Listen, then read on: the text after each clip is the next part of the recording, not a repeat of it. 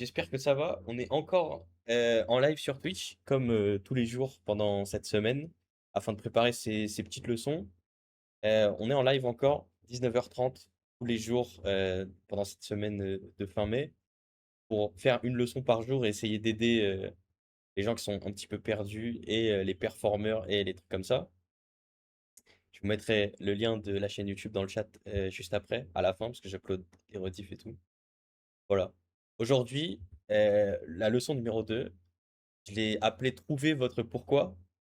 euh, Parce que je vais parler de la motivation, mais je voulais pas parler de la motivation genre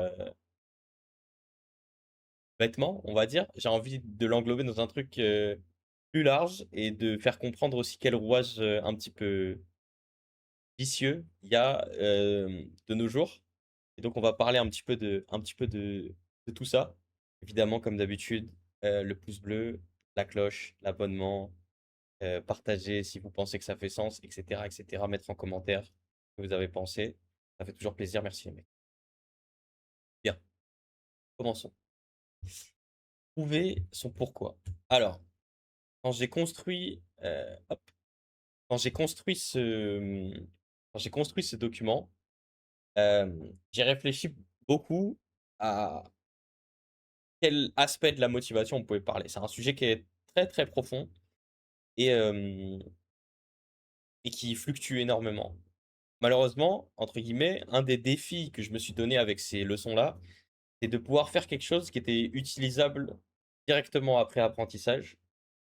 Donc, j'ai dû m'arrêter qu'à une branche, entre guillemets. La motivation, c'est évidemment bien plus profond que ce dont je vais vous expliquer. Mais pourquoi est-ce que j'ai utilisé la notion du pourquoi? J'ai utilisé la notion du pourquoi parce que le pourquoi, globalement, tout le monde l'a. Quand on planifie quelque chose, dans sa motivation, on sait toujours pourquoi est-ce qu'on a envie de le faire. On sait toujours pourquoi est-ce qu'on a envie d'aller au sport, pourquoi est-ce qu'on a envie de devenir plus fort à notre jeu vidéo préféré ou notre sport préféré, pourquoi est-ce qu'on a envie de se rapprocher de cette personne, etc. Mais il y a peu de gens qui se posent la partie la plus importante qui est le comment.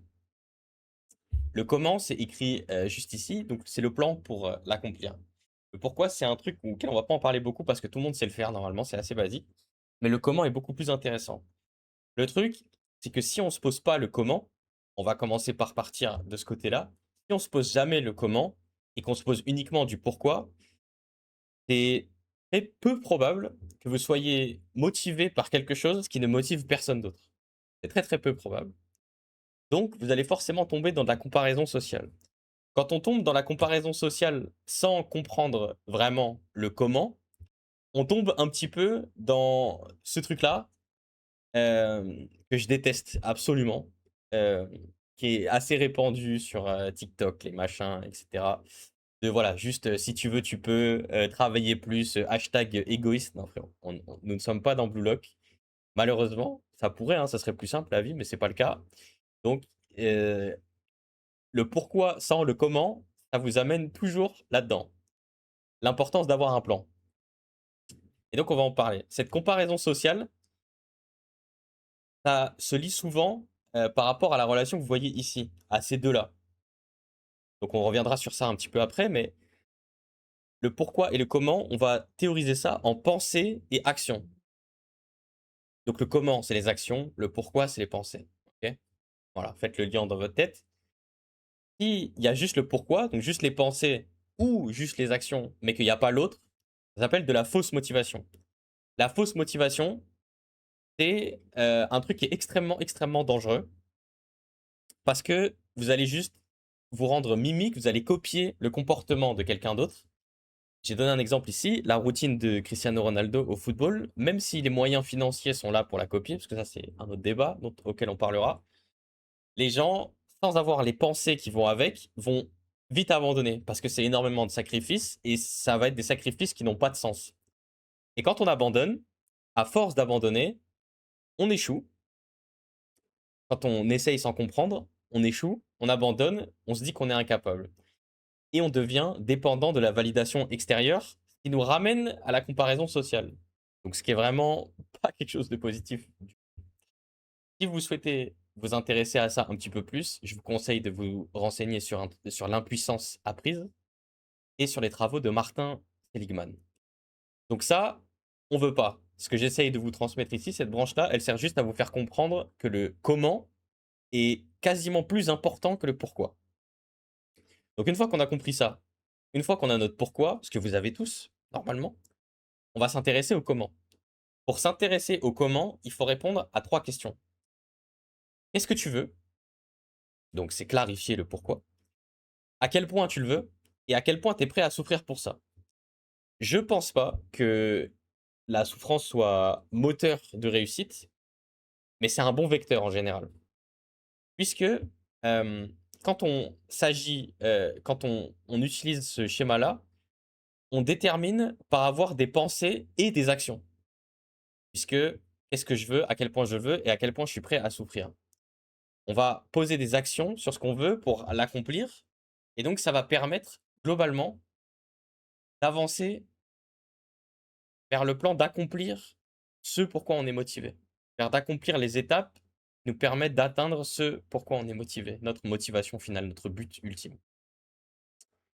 J'ai noté ici que la différence entre un athlète S-tiers et B-tiers, entre guillemets, elle est souvent liée à l'implication personnelle quotidienne.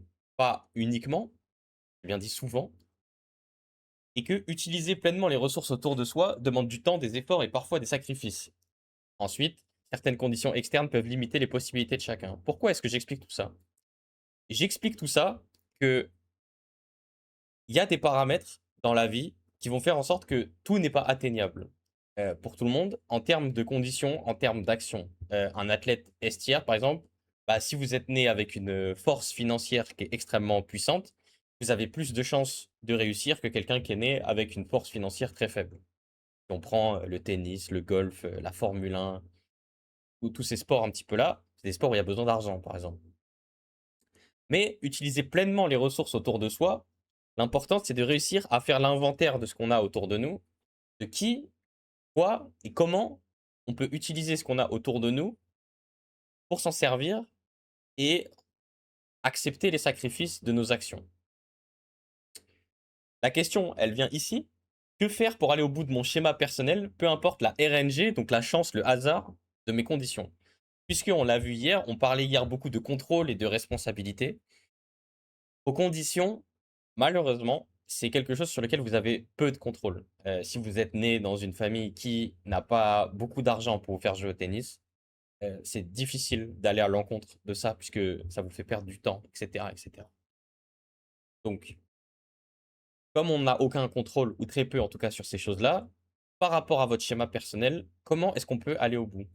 Pour se poser la question, il faut que par rapport à votre schéma de conditions, si vous essayez de devenir quelque chose, dans une équipe par exemple, il faut que vous combliez ces 4 besoins-là. Ces 4 besoins-là, c'est la théorie de Deci et Ryan.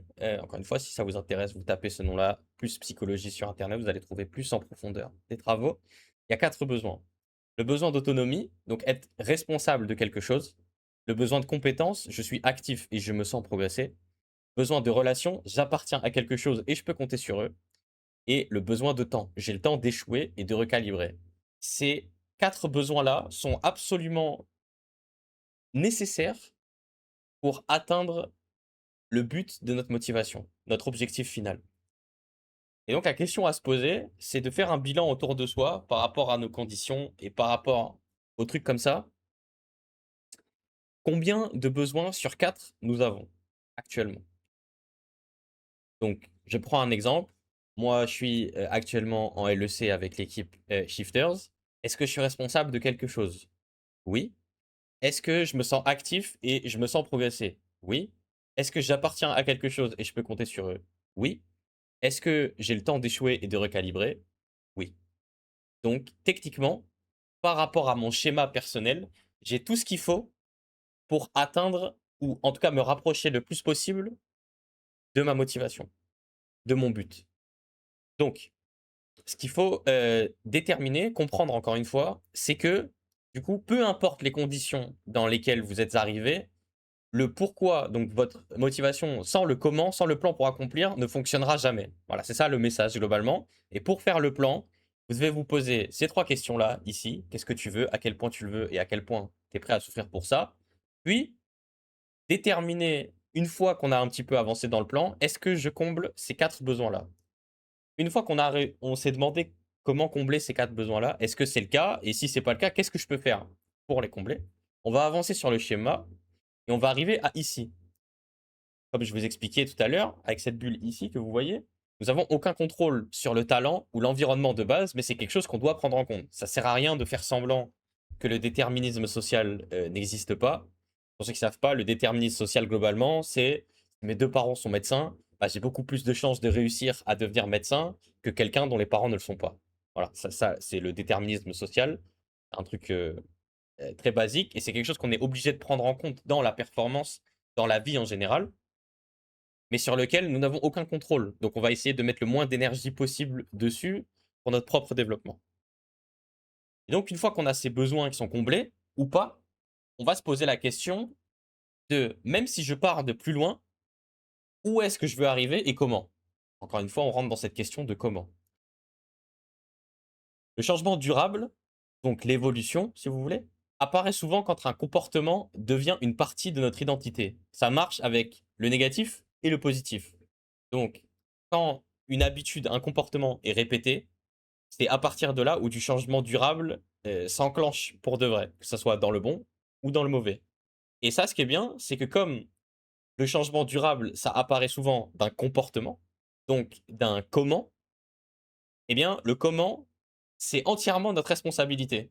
Et donc, si c'est notre responsabilité, ça, on l'a vu hier ensemble, si c'est de notre responsabilité, on sait comment faire par rapport à ce qu'on a vu hier.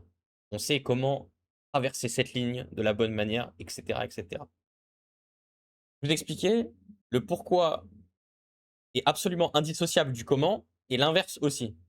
Il faut absolument les deux. La motivation est influencée par nos pensées, mais elle se construit dans les comportements répétés. Quelqu'un qui veut faire du sport mais qui n'y va jamais, est-ce que vous considérez qu'il est motivé ou pas?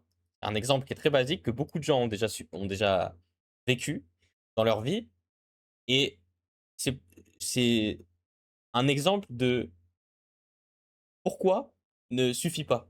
Parce que pourquoi est-ce qu'on veut faire du sport? Bah, on veut faire du sport pour perdre du poids, pour avoir une meilleure shape, pour être en meilleure santé physique. Il peut y avoir mille et un buts différents déterminés, mais la vérité, c'est que si on n'y va pas, au final, si ça reste que des pensées, ni vous, ni les autres ne vous trouveront motivés. Et donc, c'est une citation qui est intéressante ici. Et pareil, ça rejoint les travaux de Viktor Frankl que je vous recommande si vous reconnaissez à travers cette bulle ici.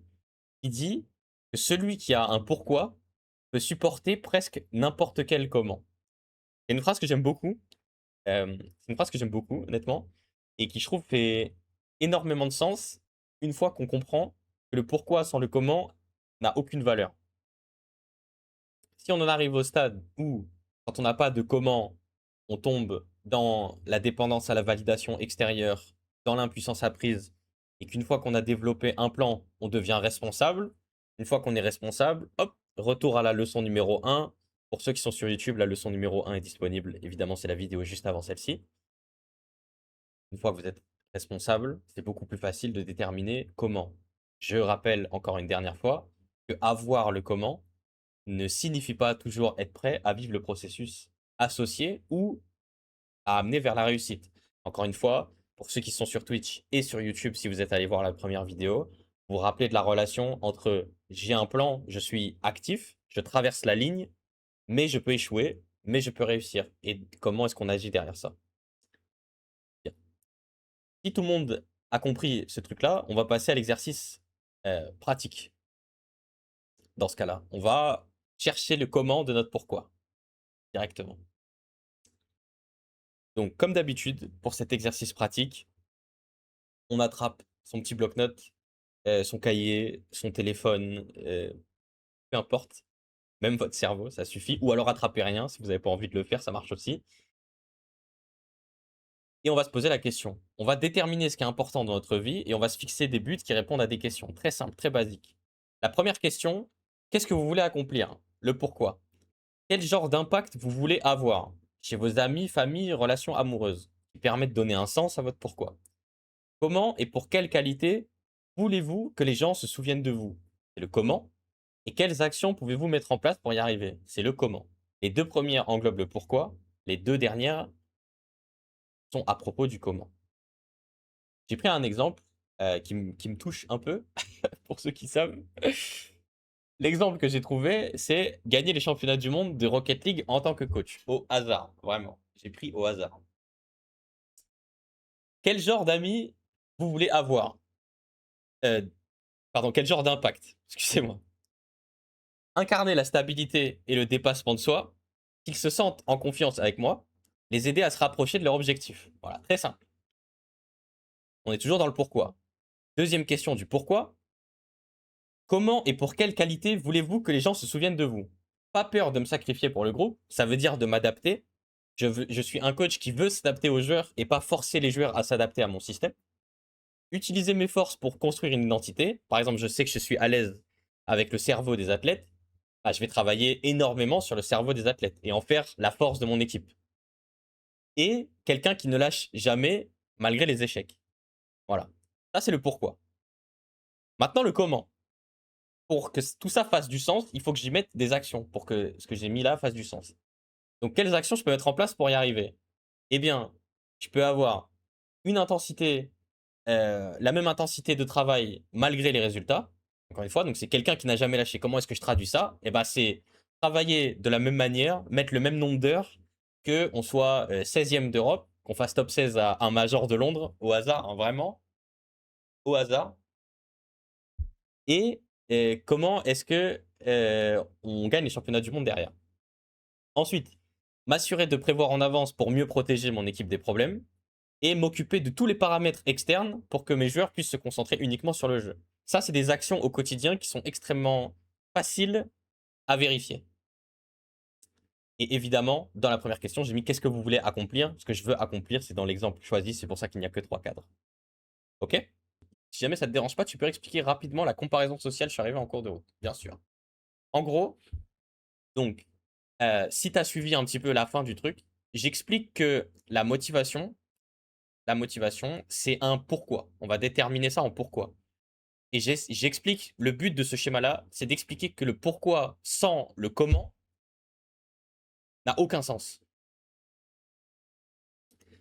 Et si on trouve toujours des pourquoi, toute votre vie, vous allez avoir des pourquoi. Ah oui, j'ai envie de faire ci, j'ai envie de faire ça, je suis motivé à ci, motivé à ça, je veux changer ça dans ma vie, etc. Mais le comment, si on le cherche pas, ça vient jamais. Ça vient jamais naturellement, ou très peu en tout cas.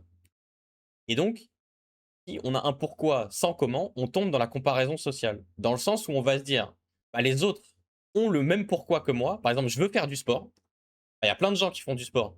Pourquoi eux, ils y arrivent et pas moi? Parce que vous n'avez pas de plan. Parce que vous ne savez pas quoi faire.